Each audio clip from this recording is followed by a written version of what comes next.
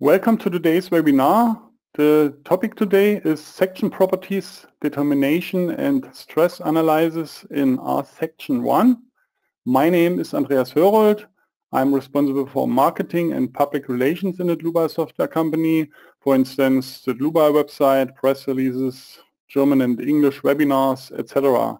I will be the presenter today and I will also answer your questions. My colleague Sonja von Bloh will be the presenter. She is responsible for RSECTION and the add-on module, or the add-on aluminum, and also for customer support. Yeah. And yeah, how you can ask questions. You can ask questions via the control panel on the right side of your screen. You can show or hide it with that arrow here. You can enter a question here and I will try to answer you. The other way is to watch the entire webinar and then email your question to info@dlubal.com. So I disable my webcam that you can see the full screen. So to the agenda, the first point is the main point. Sonja will create 3 cross sections. The first one graphically and tabular. The second one with using a DXF template, and then the last one via scripting. Then she will do a stress analysis, and the last point is evaluation and documentation in the printout report. Then I hand over the screen to Sonja. Okay, Sonja, it's your turn. I would also like to welcome you to today's webinar. The standalone program RSECTION determines the section properties for any thin-walled and massive cross-sections and performs a stress analysis. If you want to design special sections in RFEM or RStab that are not contained in the section library, you can create them with RSECTION. You can then import these user-defined sections into RFEM or RStab. Today I'm showing a pre-release version of RSECTION to show you some features that are not yet included in the customer version. To create a section, I go to File, New. I first enter the name of the section in the input box model name.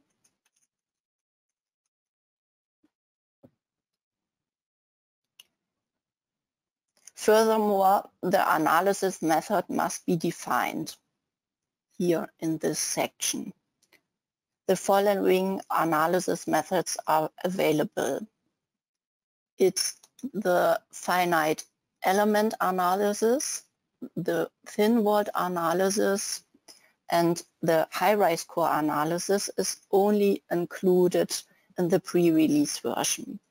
The difference between finite element analysis and thin-walled analysis is the calculation of the properties and stresses on the gross cross-section.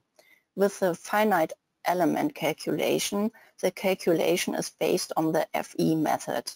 When analyzing thin-walled structures, the calculation is essentially analytical. I choose here thin-walled analysis. The effective cross-section can be calculated for both analysis methods. The license for the extension effective section is required for this. The green dot that you can see here in front of the extension indicates that a license is present. After activating the extension, a standard is to be selected. The effective cross-section is then calculated according to the rules described in the standard. The following standards are available. It's Eurocode 3 Part 1.1 and Eurocode 3 Part 1.3 for cold form sections. The Eurocode 9 for aluminum is only included in the pre-release version. The selection of the analysis method here and the standard is irrelevant when using the R-section cross-section in RFEM or RStab. You can select the analysis method in RFEM or RStab regardless of what is defined in R-section. Furthermore, the subpanels are generated in the design add-ons in RFEM or RStab based on the standard selected in the add-ons. After clicking on OK, the new file will be created. The R-section user interface is structured like the RFEM or RStab user interface. Here in the middle, you can see the working window. There you can carry out the modeling graphically. Furthermore, the results are displayed graphically after the calculation. In the table here below, the keyboard is primarily used for the numeric input. After the calculation, the results are also listed in numerical form. Here you can switch between basic objects, load cases and combinations, and the results. The tabs that match the selection are displayed accordingly. If I here select load cases and combinations, I see the tab load cases and load combinations. Or if I select basic objects, here the tabs materials and sections are available. The navigator data here on the left manages the input data. The dialogues for creating or changing objects can also be called up. This can be done via right-clicking on such a tree, and then you can call up the edit or new material dialog. Then I go to the next tab. It's a tab Navigator Display, and the Navigator Display controls the graphical display in the working window. Here I can determine which objects are to be displayed in the working window by activating or deactivating the checkbox. Furthermore, the navigator result appears after calculation. This can be used to control which results are displayed in the graphic. Sections can be generated via graphical tabular input, via importing a DXF file, or using a script. I will show you all three input options today. I first show the graphical input of a section. For this, I first create a material. A material has already been created here. I open the Edit Material dialog via the context menu. And in the list, you can add a new material by this button, or you can copy a selected material. Furthermore, I can enter a material directly in this input box. For example, if I type in this material, then our section lists all material that matches this search criteria. Additionally, I can also open the material library via this button. In the material library, here on the left, filters are available to quickly find the material. If I filter by the material type, and I choose here steel, for example, then I see in the list all steel materials. Furthermore, there's also a search available here on the bottom, in which I can search for material. Here I search for steel S355, and I want to get this material, and I click here on OK. If the material is not available in the material library, I can create it. I can do this by activating this checkbox, user-defined material. I can adjust the material properties in the next tab, material values. I don't want to do this today, so I deactivate this checkbox again and click on OK. Then I insert a cross-section from the section database. The cross-section library is currently only included in the pre-release version, but should also be available in the customer version soon. To insert a section, I go to New Section, and here in the window I can create a new section or copy the selected section. I can write here the name of the section like in the material window, or I can open the section from library. The section library, here are many sections available. Here I choose the angle section. In the list here I have also a filter option or a search option, and here I want to choose an angle that's 200, 150 and 12 millimeter. Here I choose the angle from the standard DIN, and then I click on OK. I can modify the location or rotation of the cross-section before inserting it. The angle should be mirrored about the y-axis, so I activate this checkbox. I want to rotate this cross-section by 90 degrees, so I type in this, and I can see all the changes that I made here in the graphic. Furthermore, I select the offset point in the graphic. I select here this point. I can only enter this offset point directly here in this input boxes. At this offset point, the cross-section will be placed at the insert point. The insert point can be entered in the input boxes here, or I can pick it in the working window. I will do this. So I pick here this insert point, and then I click on OK. When inserting this thin void cross-section, two elements were created. I will show you this. This is the first element and the second element.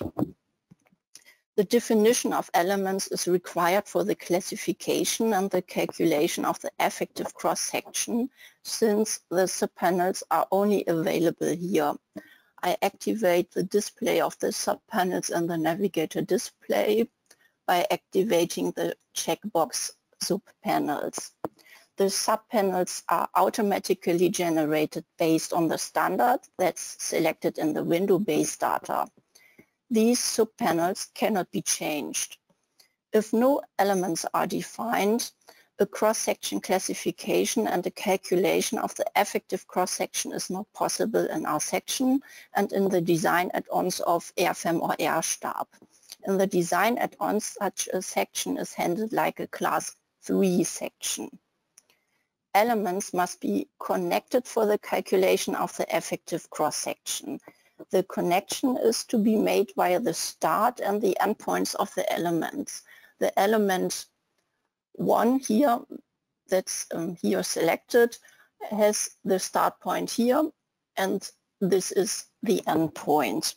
If two elements share the same points, they are connected. Here element 1 and element 2 share the same point, so the elements are connected. Based on the elements, some cross-section properties, such as torsional moment of inertia or warping resistance, are calculated if the thin-walled analysis method is selected. If the finite element analysis is chosen, the cross-section values are calculated using the FE method. The effective cross-section will always be calculated through the elements.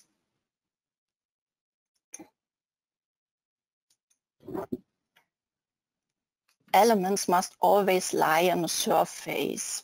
In our section, this surface is called part. This part was automatically created when inserting the cross-section. I show you this. You can see this part here, and this is this part. Based on this part, cross-sectional properties such as cross-sectional area and moment of inertia are calculated in both analysis methods. This means that any geometry can be created. The cross-section can be subsequently edited. I can do this if I double-click on the section. This opens the Edit Section window where I can define a different cross-section if I want to. It's also possible to move or to copy the entire cross-section by using this function, or to rotate the entire cross-section, or to mirror it. However, to modify individual objects, such as points or lines, the cross-section must be split into objects. The cross-section is to be supplemented by further cross-section parts. I therefore split the cross-section into its individual parts. I can do it if I right-click on the cross-section and then I choose section and convert into normal geometry. The fillet here is not needed, so I can delete this.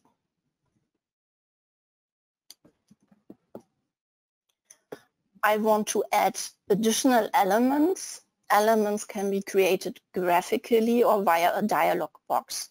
The graphical input is called up via the symbols here in the toolbar, and the input via dialog box is called up via the navigator data here.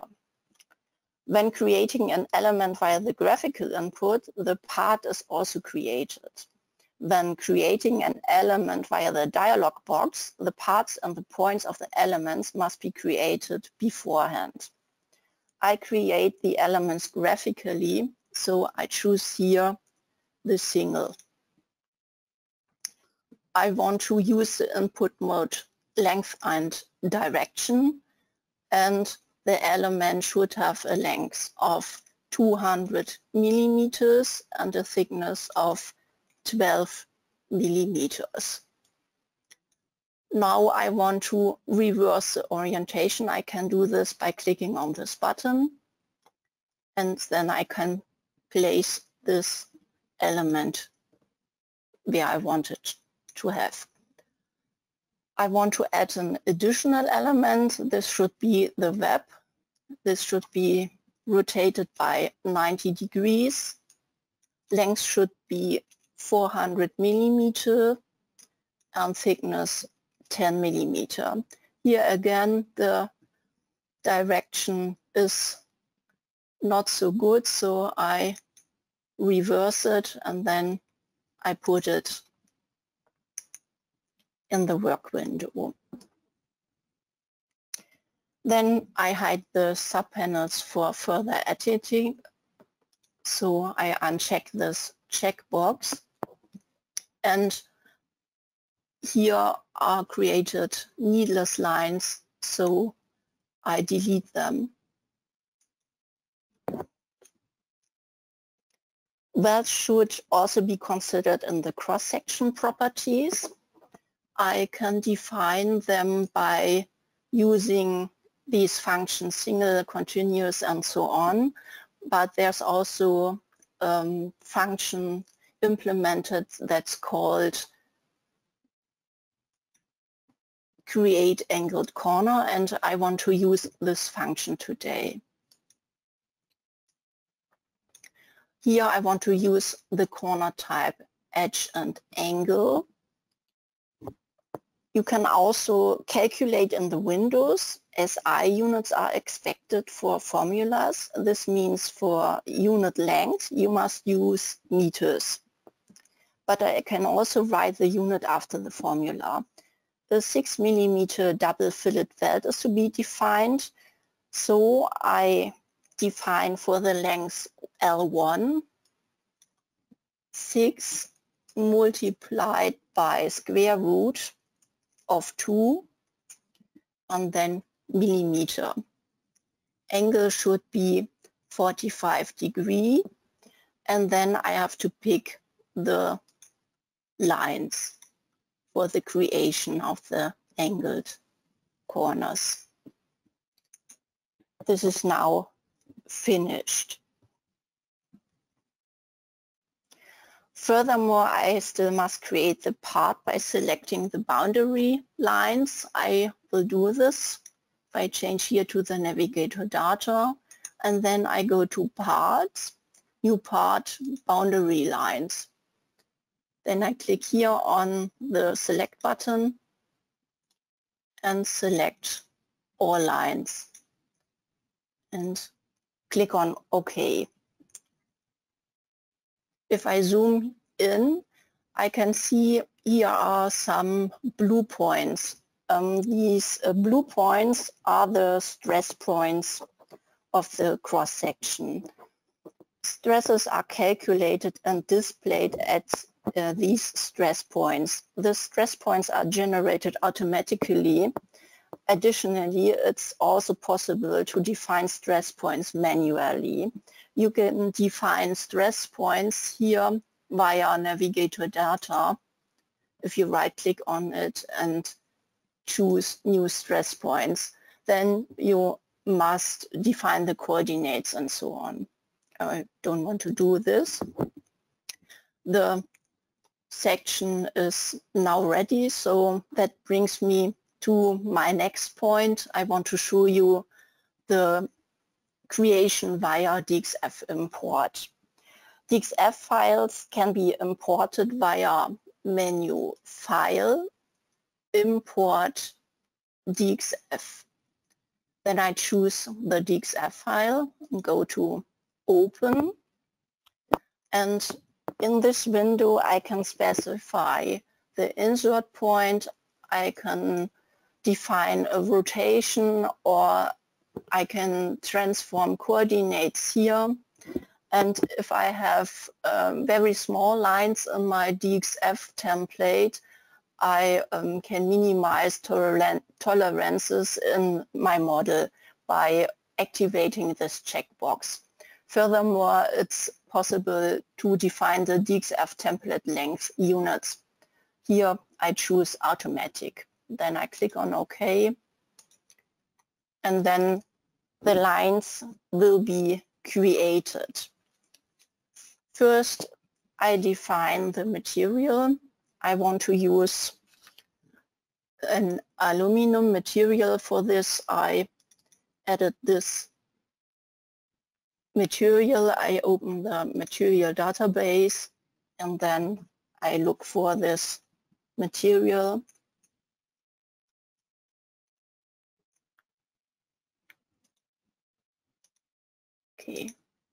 Okay. I want to do a calculation with finite elements. For this, I open the base data window.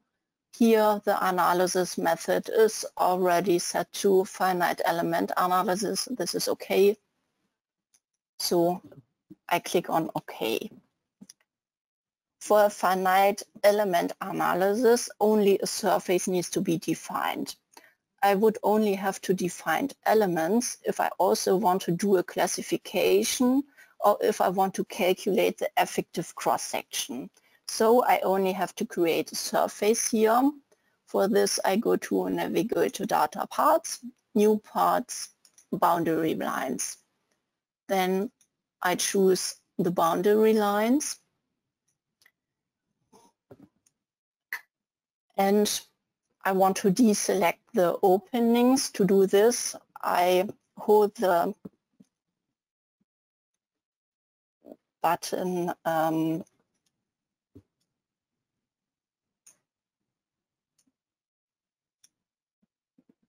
choose the lines.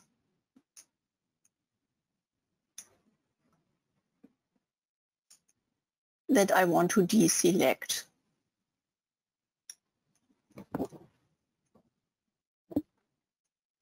Then I click on OK.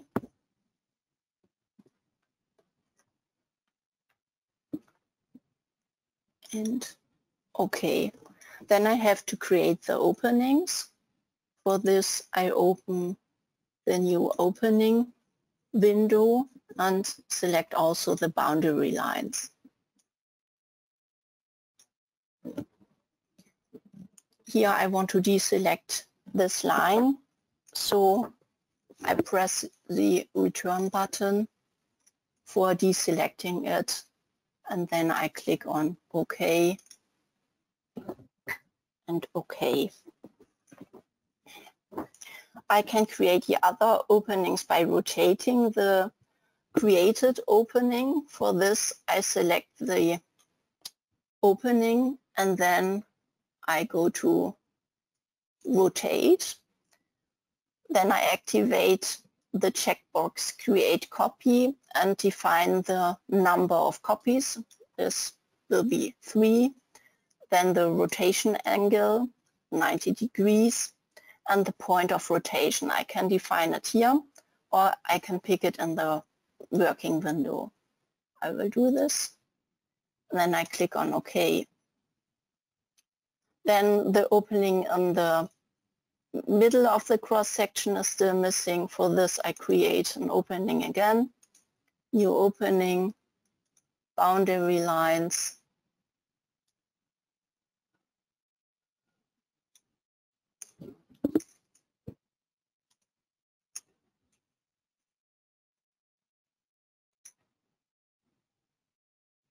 and OK. This completes the cross section.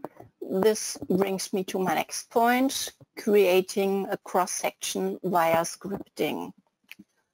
For this, I create a new file. So I go to File, New, Example 3, and OK. Via scripting, you can create or delete the topology, the load cases, or the internal forces. However, you cannot read results, access external files, start a calculation, open or close files, or communicate with other applications like Excel. The programming language is JavaScript. You can use the console for input. The console can be opened via View, Console. In the console, you can find a list of objects and attributes via the Info button. If you click on a property like points coordinate 1, the description of the property is displayed. The object property can be inserted into the console with a double click if you want to. I don't want to do this. When creating a cross-section via a script, I must carry out all the steps that I also have to do when entering data via the interface. For example, I must create points, define the coordinates of the points, etc. I would like to show you a small example. First, I want to create a point with the number 1. I open the table of points so that you can see the results. To create the point 1, I enter points dot create, and here in the brackets I type in 1 for point number 1. Then I press return, and you can see here on the table point 1 is created. Then I want to modify the coordinates of this point. For this, I enter point and in the bracket the number of the points from which I want to edit the coordinate. This is 1, and then point coordinate 1 is for the y coordinate, and then I have to enter the value. And here again, the inputs are interpreted in SI base units, and for the coordinate this would be meter, but you can also write the desired unit behind it. So I write 0.00545 millimeters, and you can see this in the table here, the y coordinate changed to 5 millimeter. I will do this also for the z coordinate, so I type points 1 point coordinate 2 equal 8 millimeter, and then the coordinate changed to 8 millimeter. I can also save the commands that I enter in the console as a script in a script file.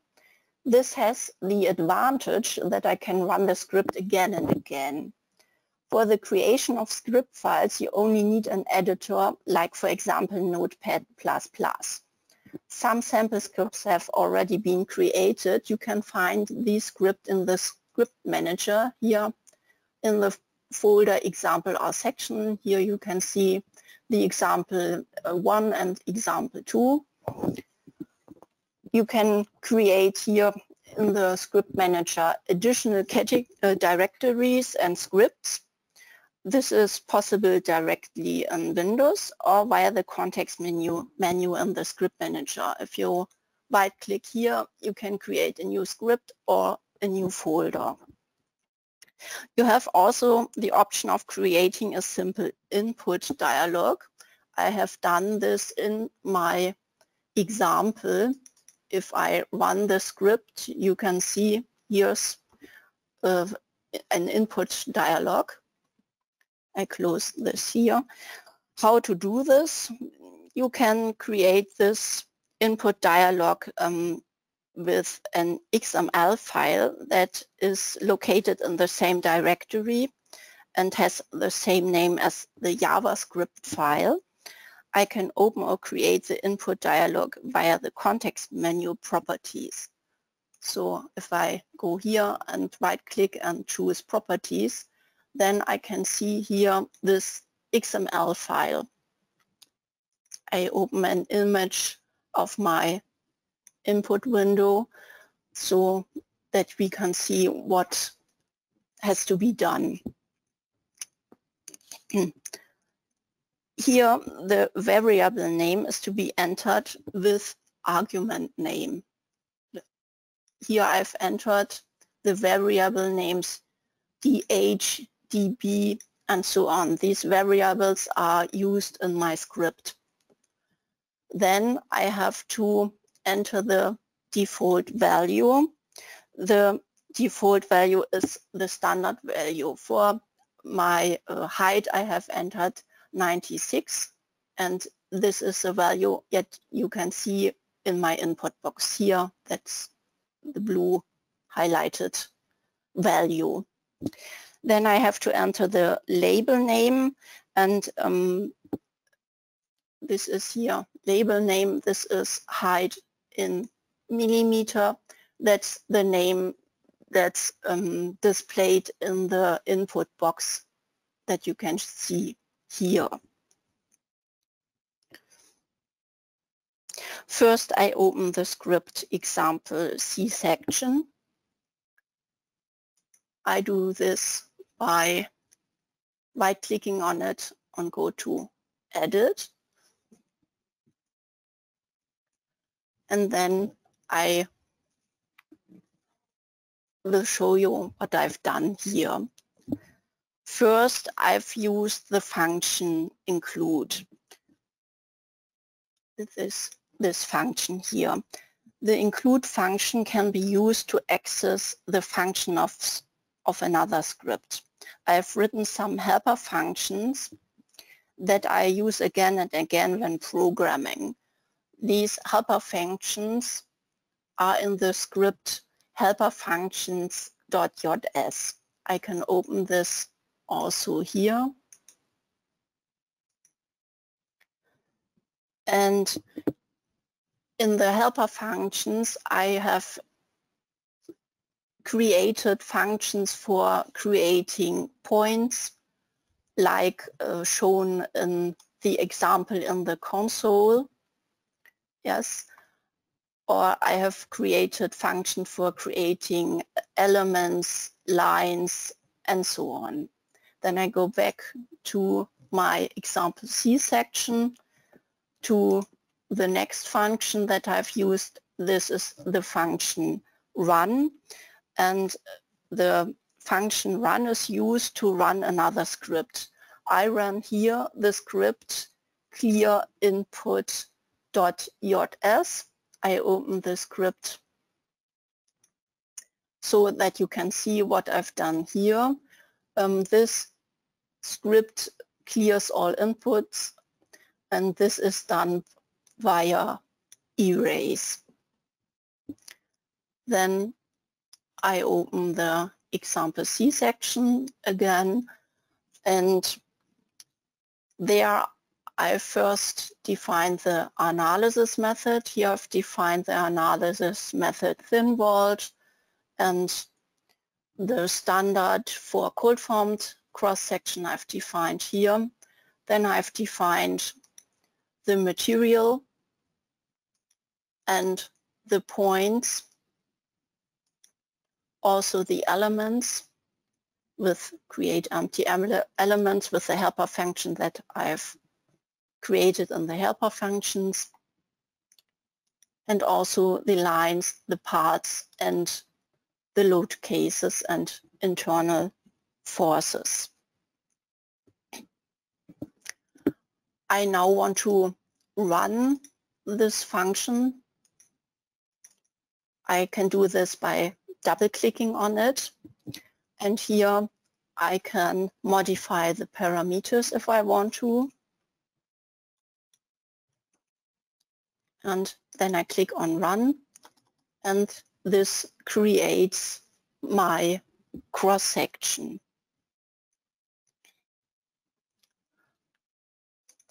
I can open this again.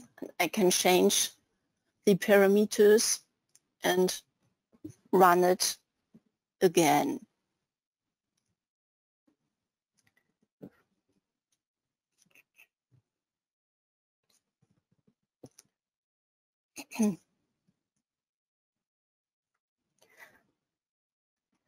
I would also like to use this example to show you how to calculate stresses on the effective cross-section. The script creates a cold-form cross-section. In the base data, the analysis method thin-walled analysis and the standard cold-form sections were selected using the script. I can show you this if I open the base data dialog again. Here you can see analysis method, and Eurocode 3 part 1.3 is chosen. And to calculate stresses or the effective cross-section, a load case must be created first. I can do this in the navigator data. Here you can see the load case. I've done this via the script. Then I have to define internal forces. The internal forces can be defined manually or can be imported from RStab or RFEM. To import internal forces, I open the table internal forces. Here you can see internal forces are already defined. I have defined an axial force, a compression via my JavaScript file. But if you want to import internal forces from RFEM or RStab, you can do this via the Import Internal Forces button here. And here you can choose the program from which you want to import the internal forces and the file. The file must be saved with results. Okay, I don't want to do this, so I click on cancel here. Which stresses are to be calculated can be defined in the navigator data. You can find this in the three stresses, stress configuration. I double click on it, and here via the checkbox you can activate or deactivate the stresses that have to be calculated. Here sigma x total and tau total will be calculated. This is okay for my case. Okay, I now run the calculation, so I go to calculate all, and in the navigator results that you can see here, you can switch between the results of the gross cross-section, that's here the part thin walled analysis, and the results of the effective cross-section. And here I choose the stresses, and I can see here the effective widths, and I can do the same in the tables. For the numerical results, I have here also thin walled analysis, section properties for the gross cross-section, statical moments, unit stresses, and so on for the gross cross-section, and also for the effective thin walled analysis. For cold form sections with edge or intermediate stiffness like this section, distortional buckling can occur. In our section, distortional buckling is determined using the eigenvalue method. In the future, the mode shape will also be displayed in our section. The influence of distortional buckling is taken into account by reducing the thickness. You can see this very nicely in the graphic. If I zoom in, you can see here that the thickness is here reduced. Stresses can also be calculated using the finite element analysis. For this, I open my second example. I go here to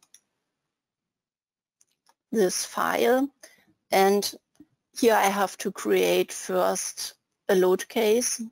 So I go here and choose new load case. I can give the load case a name, my plus mz. Click on OK, and then I have to define internal forces. Here I want to define a bending moment, my 1.5 kilonewton meter, mz 0.5 kilonewton meter. Okay, then I click on calculate.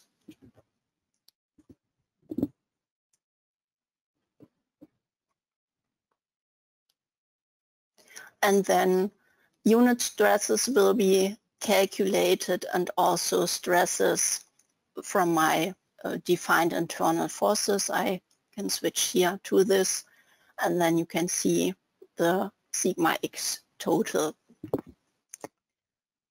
Finally, I would like to show you the documentation. You can create a new printout report in Navigator Data. If I go here to printout reports, new printout report, in the printout report manager, I have to choose the report items that I want to print or that I want to have in my printout. by activating or deactivating the checkboxes. I don't want to have these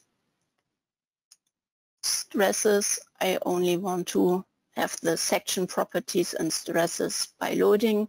If I click on Save and Show, then printout will be opened. And here all tables of my inputs are inserted, and also my results in numerical form. It's also possible to print graphics to the printout. I will show you this too. I can do this via this button, Print Graphics to Printout Report. And for me, this graphic is a little bit too small, so I can resize this. I choose for this the option Define an area on the graphic. Then I select the area on this graphic.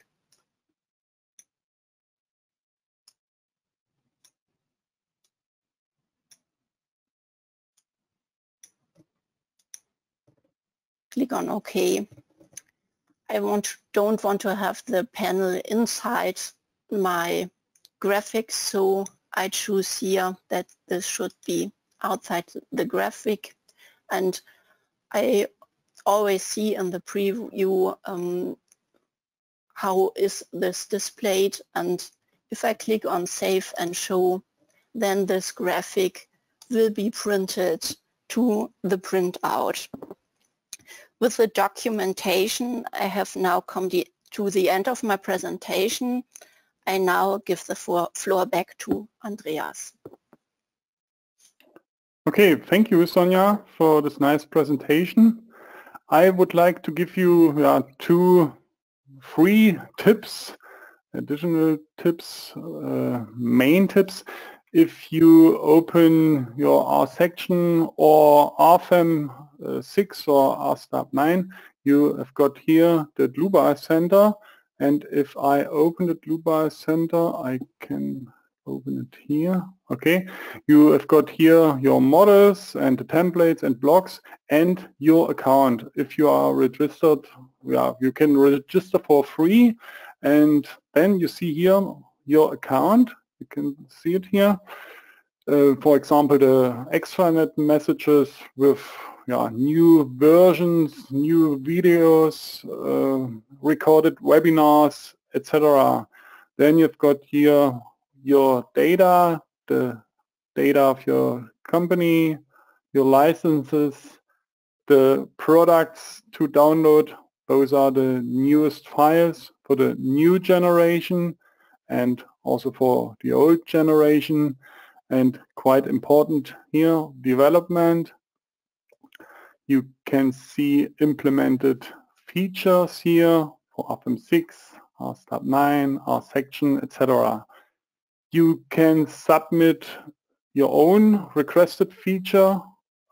Then you can submit a bug if you find a bug in the program, etc. And I switch to the website. If you already have got an account, you can enter your email and your password here, and then the extranet that I showed you before will open. And if you don't have any account, you can create a new account by clicking this button. So then another tip. Under education, on the left side here, you see e-learning and then RFEM 6 for beginners. We released a tutorial of 20 videos. It will help you with the first steps in RFEM 6. It's for free as well. And in the next days, next week, I think you will get an email to the webinar with the recording, but you can find it also by using our website, news and events, then webinars,